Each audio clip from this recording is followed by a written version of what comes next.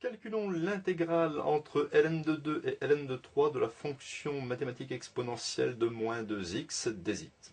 Alors, pour que cette intégrale existe, il faut que cette fonction soit continue sur l'intervalle ln de 2 et ln de 3. Ce qui est le cas, car cette fonction exponentielle de moins 2x est continue sur R, c'est-à-dire entre moins l'infini plus l'infini.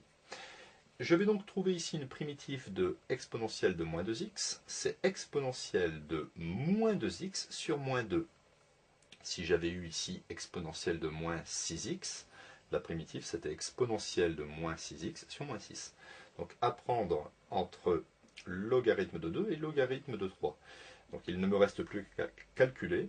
Je remplace x par ln de 3. Exponentielle de moins 2 logarithme de 3 sur moins 2.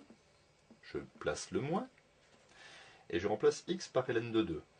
Exponentielle de moins 2 ln de 2 sur moins 2.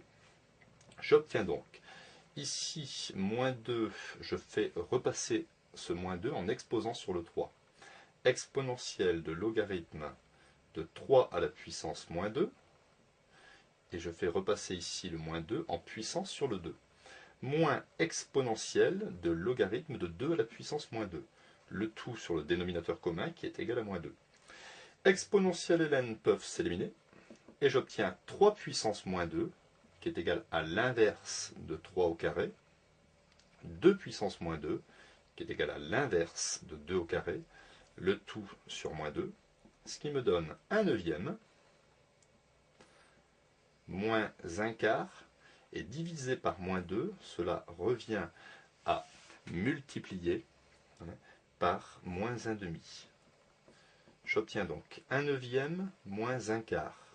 Ça va me donner, si je mets tout sur 36, 4 moins 9, moins 5 sur 36, multiplié par moins 1 demi.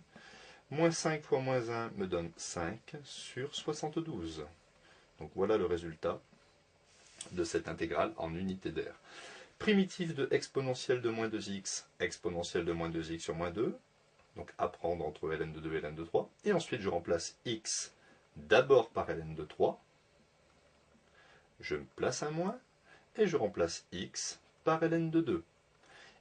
Et ici, moins 2, je le fais passer en exposant afin de supprimer le e et le ln dans le calcul.